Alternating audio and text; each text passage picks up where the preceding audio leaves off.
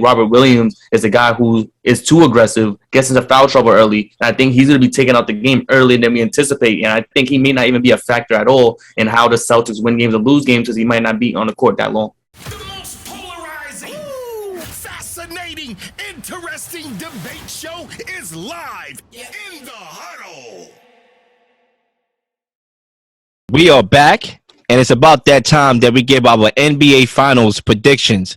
It's going down tomorrow. Golden State Warriors versus the Boston Celtics. Let's get the predictions, guys. Dean.O, I'll start with you. You being the Celtics fan, talk to me. Who's taking the championship and why? Resident Celtics fan. I've been through a lot of heartbreak. Oh, man. 2010 NBA Finals, 2012 NBA Eastern Conference Finals, 2018 Eastern Conference Finals, 2020 Eastern Conference Finals. Seemed like it was never going to end. So we're finally back here. All bias aside, the NBA analysts, the media are all picking Golden State because they got the experience. And even though it was the regular season, you look at the last 6 years, who's played the best against the Golden State Warriors? It's the Boston Celtics.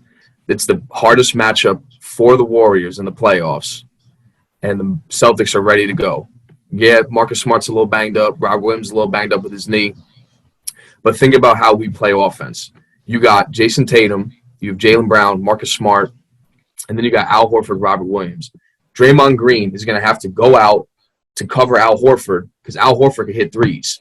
So when you look at that aspect, the paint's going to be open. You got Robert Williams on Kevon Looney. Paint's going to be open. What was the hardest thing the Celtics had to do throughout the last 2 rounds of the playoffs? Score in the paint. The Bucks, they had size. It was hard for us to score in the paint. The Heat, Bam Adebayo, it was hard for the Celtics to score in the paint. So now you take Draymond away, and he's to kick out to guard Al Horford. And Draymond's only 6'8" to begin with. It's going to be easier for the Celtics to score in the paint is what I believe. And if we exploit that hole in the Warriors, because they're not great team defense, we exploit that hole, Boston in 6. I'm going to go ahead and give my predictions because I felt myself going back and forth in my mind, so I just want to spit it out so I can just go ahead and say it with my chest.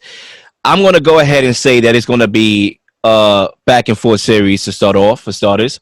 I think when you look at both teams, they know how to win in a multitude of ways. They deserve to be here. Miami could get to the line, could get a lot of shots in the paint area, but they became more of a three-point shooting team. You know, when you look at the Mavs, they rely heavily on the three ball. I think if you look at the Celtics and the Warriors, they know how to win. They can shoot the three. They get to the rack. Warriors, they're very good at cutting to the basket. They both could be like a camouflage and win any type of way that they want to win. And I think when you look at both teams, the level of resilience that they both have, the Celtics obviously are 6-0 following the playoff loss this playoffs. The Warriors, we all know they can erase a 15-point lead like that. A 15-point lead against the Warriors like a 4-point lead, the equivalent. So both teams have a level of resilience where they can get punched in the mouth and respond. And I think that's going to be the microcosm of this series. Somebody's going to get punched in the mouth early, and somebody else is going to respond after that. So I think when you look at it, overall, there's no prerequisite that the Warriors have faced that can prepare them for what they're about to endure against the Celtics from a defensive standpoint. When you look at teams that they played in the past, or you could say in these playoffs and also in the finals, there's no team that they should fear more so than the Celtics because of what they can do defensively. We all know the Celtics are a good switch-heavy team, and that could offset some of that off-ball movement that the Warriors like to do. And I think when you look at Clay, when you look at Steph Curry, when you look at Jordan Poole, they can't turn the ball over a lot. And they're going to have to work hard for their shots. And that's why guys, like I said, like Andrew Wiggins is going to have to step up. I think when you look at it, it aligns for the Celtics to win this series, and that's why I'm going to go with the Celtics in 6 games to win this series. I think they have the size advantage with Al Horford and your rim protector and my guy Robert Williams. Hopefully he's healthy and ready to go. I think having guys for the Warriors like Gary Payton back and potentially Andre Iguodala back, that makes it a more tougher series than I thought initially going into this take. But I'm going to go with the Celtics. I think the stars align for them to win this chip. It's their year. What they've been through all year, how they bounce back, not making it look easy, making it hard for themselves, but they still edge it out. I think it's going to pay dividends. I got them winning the finals in 6 games.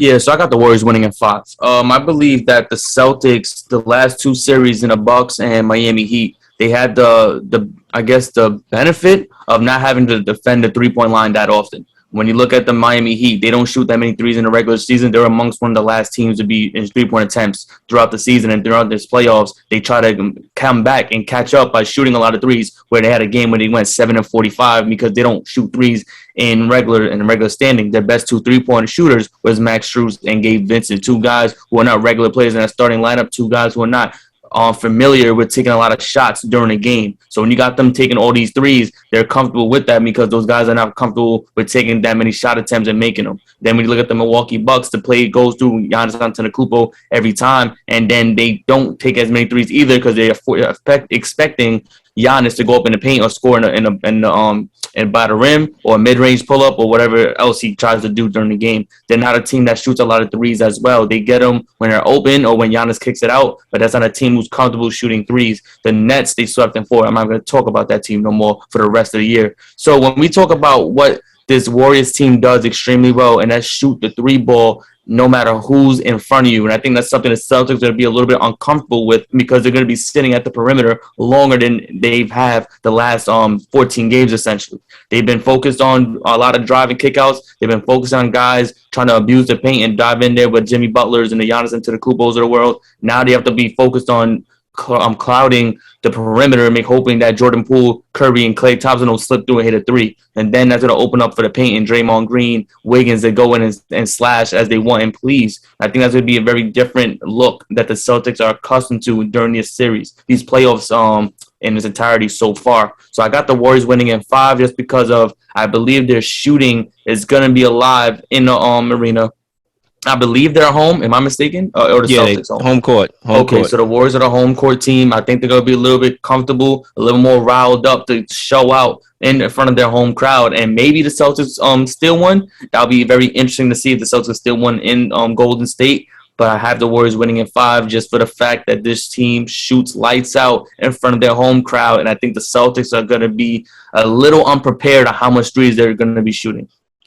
I would say this real quick, Zay. Let me see if I could let me put it to you this way. So the Celtics, what we lack in the paint is size. Like we have good rim protectors, like Horford's a good rim protector, Robert Williams is a good rim protector, but they're only 6'8", 6'9". Whereas we had to worry about 6'11" Giannis driving and kicking. We had to worry about, Bam Adebayo going in the paint, and just causing havoc in the paint. The Warriors don't really have those guys that can cause havoc in the paint.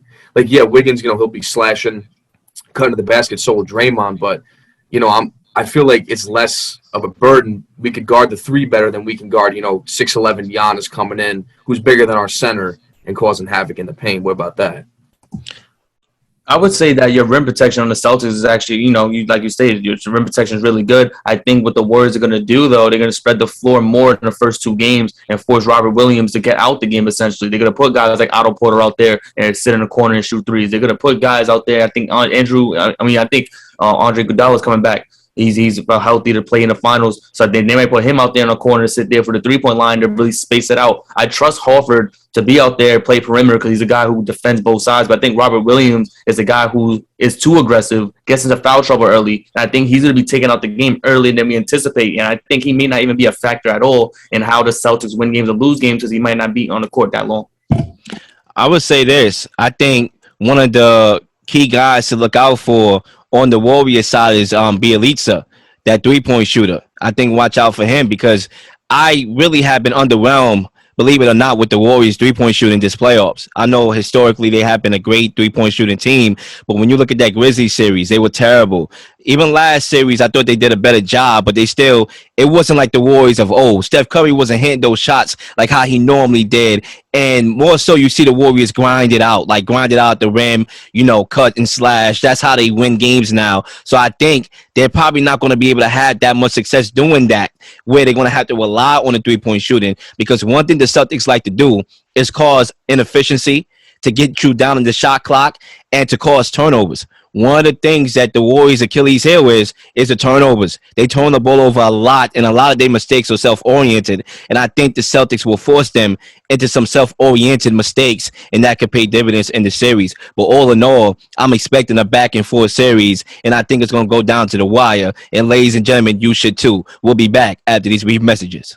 Ladies and gentlemen, I know y'all not getting tired of watching In the Huddle over and over again, so like and subscribe to the channel and receive these new notifications of new uploaded content that will be coming your way. Ladies and gentlemen, enjoy the rest of your day. I'm out. Peace.